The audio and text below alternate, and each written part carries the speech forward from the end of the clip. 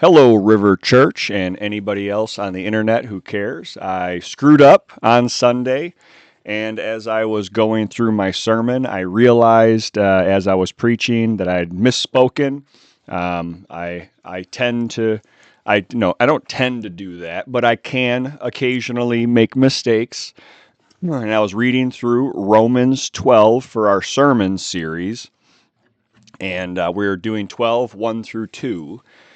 And as I read verse 2, it says, "Do not be conformed to this age, but be transformed by the renewing, transformed by the renewing of your mind, so that you may discern what is the good, pleasing, and perfect will of God." As I was preaching, I got to the word conformed.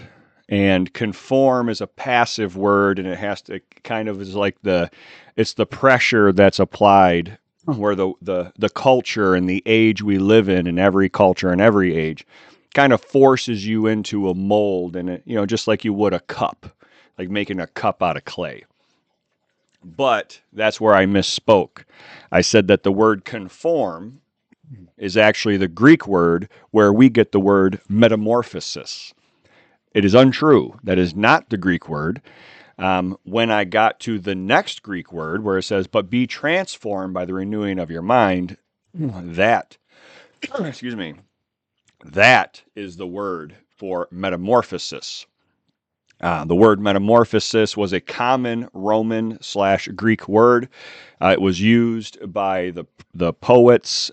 Seneca loved that word. He talked about it a lot. I quoted Seneca on Sunday to kind of argue that was Paul's intention, was to kind of pull the Roman readers in by using this very loaded word. The Roman poets would use the word transformed in reference to magic changing things. And it was also a word that was used in reference to the gods or Zeus becoming, like taking on his human form. He would transform himself, is the same Greek word, this metamorphosis, which makes sense why we use that word when it comes to, like butterflies changing and everything. But anyway, I screwed up. It was not the word conformed. It was the word transformed. That's the Greek word for metamorphosis. And so for those of you nerds like myself who are into Greek, and you heard that and looked into it and were horrified, sleep easy. Now you know that I did recognize it, and I've repented.